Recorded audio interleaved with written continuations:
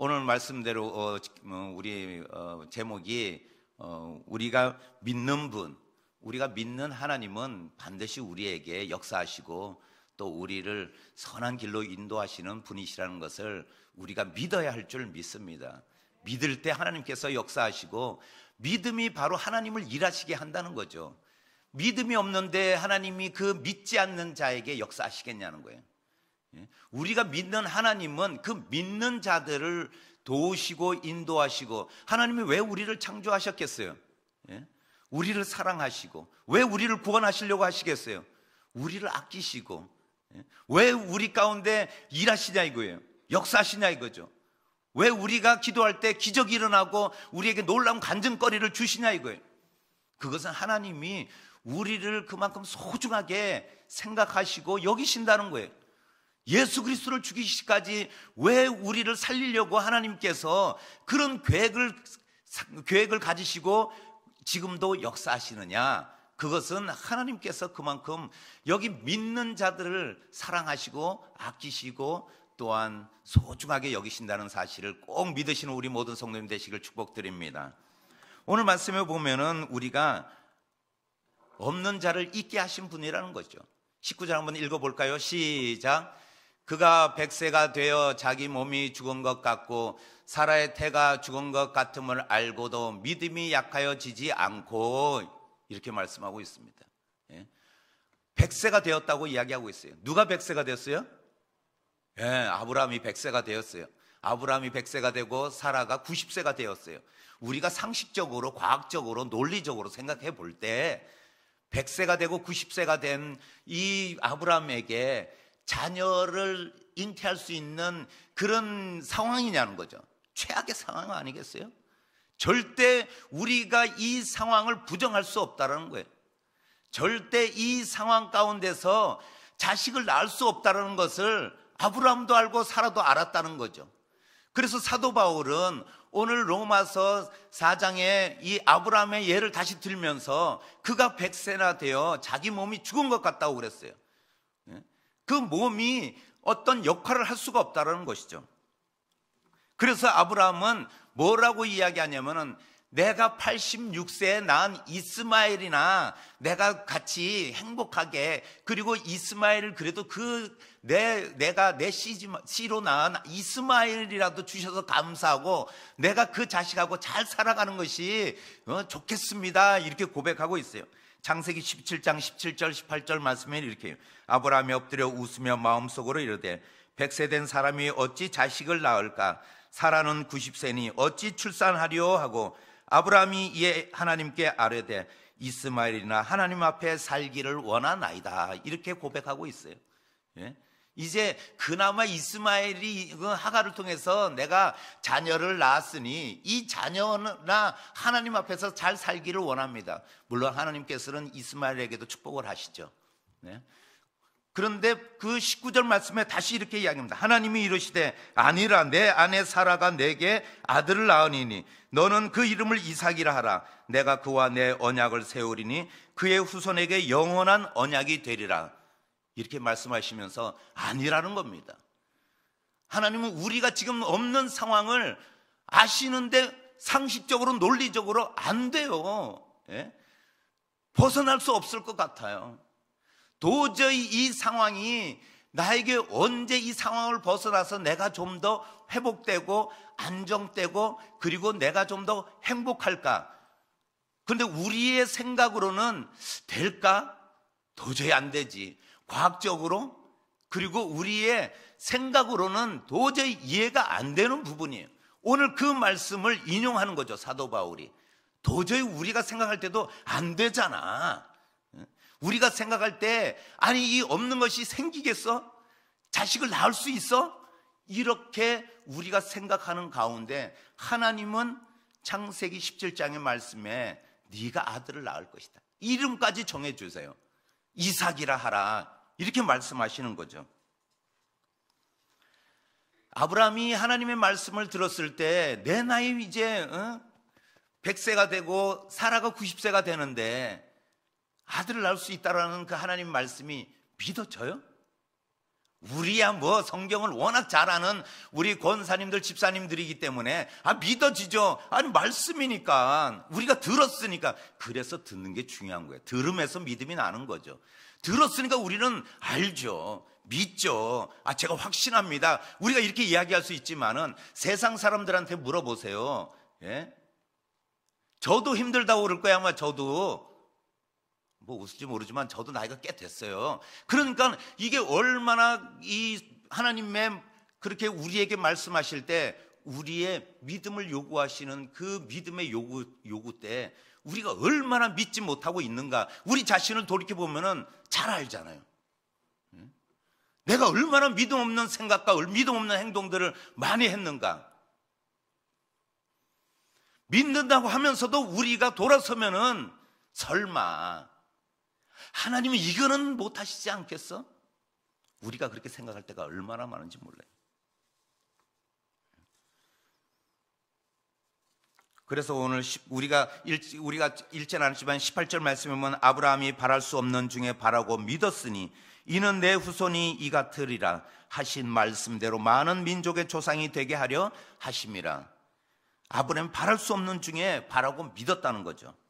히브리서 11장 11절 말씀에는 이렇게 말씀하고 있습니다. 믿음으로 사라 자신도 나이가 많아 단산하였으나 잉태할 수 있는 힘을 얻었으니 이는 약속하신 이를 미쁘신 줄을 알았음이라. 이것이 바로 믿음이라는 거예요. 사라도 내가 그렇게 할 수 없지만 단산되었지만은 이미 폐경이 되어서 낳을 수 있는 상황이 아니에요. 예? 과학적으로 우리가 이 생물학적으로 낳을 수 없는 상황이에요. 그런데 힘을 얻었다는 거예요. 무엇으로? 믿음으로 힘을 얻었다는 거예요.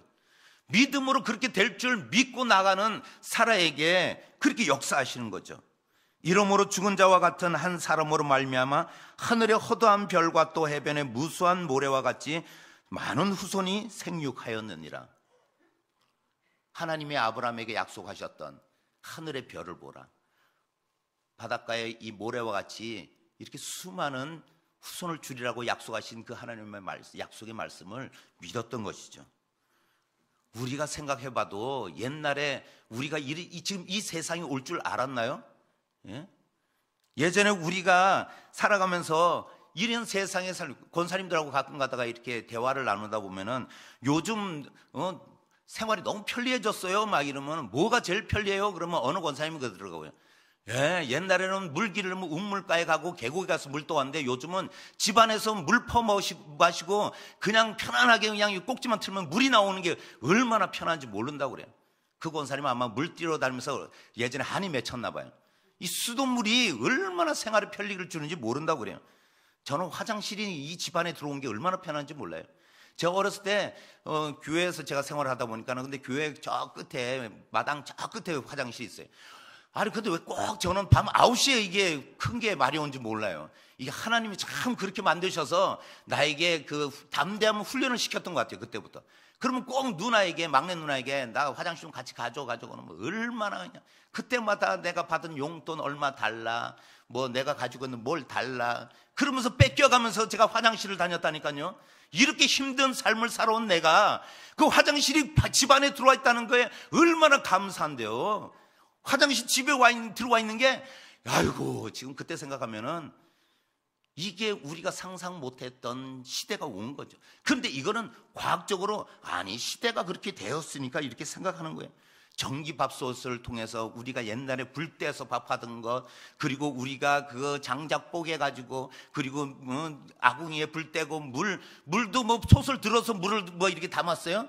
예? 물을 길어다가 그 가마솥에다가 담그고 지금 같은 겨울에 그 새벽 예배 드릴 때 성도님 중에 한 분도 양치하고 세수하고 온 분은 없었어요. 왜냐하면 얼음물을 누가 데피겠어 새벽에. 그렇게 살았어요. 예? 권사님 집사님 정도 되면 하나님의 음성을 듣는 능력이 있고 실력이 있지만은 저도 쌀을 좀 만져보니까는 요즘은 제가 김 빠지는 소리만 들으면 전기밥솥이 쿠쿠인지 쿠첸지도 안다니까요. 우리 주부들이 다 알잖아요. 그렇죠? 그래서 쿠쿠는 이 김밥 때 슉 하다가 쿠쿠예요 그거. 그리고 슉 하다가 차차차차차 쿠첸이라니까. 해본 사람은 주부 정도 되면 다 알아요. 그거를. 밥 안 해본 우리 이광사님은 뭔 소리요 이러겠지만은 우리는 쌀 좀 만져보고 씻어본 사람은 다 알아. 이렇게 딱 보면 아이고. 그래서 우리가 봐서 알아요. 물론 남자들은 쿠쿠구나 쿠첸 이렇게 봐서 알죠. 예? 풍년밥솥이구나 이거 봐서 알지만은 우리는 안 보고도 믿어. 소리만 듣고 하나님의 음성만 듣고도 하나님의 말씀만 듣고도 우리는 믿어진다니까요. 이것이 바로 우리가 믿음 생활하는 그만큼 연륜이 있다는 것이죠. 그런데 오늘 말씀에 18절 말씀에 보면 아브라함이 바랄 수 없는 중에 바라고 믿었다고 이야기하고 있어요. 바랄 수 없는 상황이었어요. 최악의 상황이죠.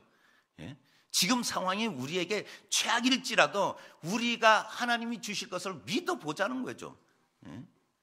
창세기 17장 20절, 23절에 이에 아브라함이 하나님이 자기에게 말씀하신 대로 이날의 아들 이스마엘과 집에서 태어난 모든 자와 돈으로 산 모든 자 곧 아브라함의 집사람 중에 모든 남자가 데려다가 그 포피를 베었느니라. 할례에 대한 약속을 말씀하시면서 언약을 맺을 때 그때 뭐라고 이야기하냐면 말씀한 대로. 우리가 믿어야 하는 것은 우리가 하나님의 기적을 베풀어 주시고 하나님이 뭔가를 주셨을 때 믿는 것이 아니라 하나님의 말씀이 이루어지고 그 언약의 말씀을 나에게 성취하실 것이라는 것을 우리가 따라가는 거예요. 그것을 내가 붙잡는 것이 믿음이라는 거예요. 오늘 나에게 기적이 일어날 때만 믿는 것이 아니라 나에게 이렇게 잘 살게 해줬으니까 그것을 믿을 때 그것이 내가 믿음이 있구나 이것이 아니라 바랄 수 없지만은 하나님이 말씀하신 대로 하나님이 나에게 무수히 많은 이 성경 말씀 또 하나님께서 기도 중에 나에게 언약하신 말씀 나에게 감동으로 깨닫게 하신 말씀이 나에게 다가올 때 그것을 따라가는 거죠. 그것이 바로 믿음이라는 거예요. 하나님의 말씀대로 이루어질 것이라는 그런 확신을 가지고 지금은 아무 상황이 최악의 상황일지라도 아무 어떠한 변화가 일어나는 것 같지 않더라도 우리가 그것을 믿음을 붙잡고 가는 것이 그리고 그 말씀을 따라가는 것이 믿음이라는 거예요. 그래서 21절 약속하신 것을 또한 능히 이루실 줄을 확신하였으니 확신하고 따르는 아브라함과 사라가 가졌던 것이 믿음의 진수예요. 우리의 믿음은 어떤가? 상황이 녹록지 않으면 우리는 믿음이 없는 것처럼 생각하고 행동할 때가 얼마나 많은지 몰라요. 내가 아무리 목사라고 하더라도 그것이 우리가 바랄 수 없는 상황일지라도 그 말씀을 우리가 따라가고 그리고 이루실 것을 확신하는 것, 이것이 바로 아브라함이 믿었던 믿음이고 우리가 그런 믿음을 가져야 된다는 거예요. 이 초대교회 때에 사도 바울이 그 상황을 모르겠어요? 핍박받고 죽을 수밖에 없는 상황 가운데서도 우리가 가져야 될 것이 무엇인가 그것을 이야기하는 거예요. 우리가 지금 로마 병사들이 우리를 잡으러 다니고 십자가에 처형하고 참수하려고 하고 우리가 우리를 매질해서 죽이려고 하지만은 그 죽음 앞에서도 우리가 가져야 할 것이 무엇이냐? 믿음이라는 것이죠. 마가복음에 야이로의 딸이 죽었다는 소식을 들었을 때 예수님께서 그들에게 뭐라고 말씀하셨어요? 야이로에게 두려워 말고 믿기만 해라. 그럴 때 야이로가 살아난 딸을 만나는 기쁨을 맞이했다는 거예요. 믿음이 없는데 우리에게 그 좋은 소식 그리고 하나님이 이루신 기적을 만날 수 있겠냐는 거예요. 믿음이 있을 때 우리가 그 야이로가 살은 딸을 만나서 예수님께서 너희가 두려워 말고 믿기만 하라 그 말씀대로 내가 믿었더니 이런 나에게 기쁨이 왔구나. 그런 간증이 있는 거 아니겠어요? 내가 믿음으로 나아갔더니 이런 상황, 이런 나에게 이루신 하나님의 그 은혜를 발견하고 만나게 되었구나.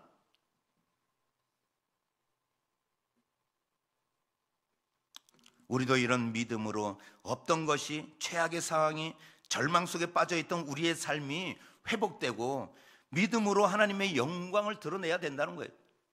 하나님의 영광을 드러내며 우리가 그 믿음으로 인해서 우리가 의가 나오는 거죠. 믿어보자고요. 한번 우리 일어나 보자는 거예요. 한번 기도해 보자는 거죠. 끝까지 우리가 감당해 보고 그리고 우리가 믿음의 길을 걸어가자는 거죠. 그럴 때 하나님께서 역사하지 않겠어요? 아브라함에게도 역사하시고 사도 바울에게도 역사하시고 많은 우리 믿음의 선배들에게도 역사하시고 김바울 목사에게도 역사했던 그 하나님이 왜 나에게 역사하지 않겠냐는 거예요.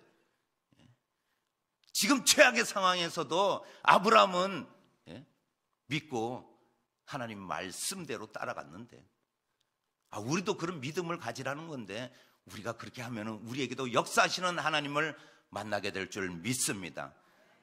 우리에게 지금은 아무것도 없는 것 같으나 하나님께서 있게 하신 분이라는 사실을 꼭 믿으시는 우리 모든 성도님 되시기를 축복드립니다.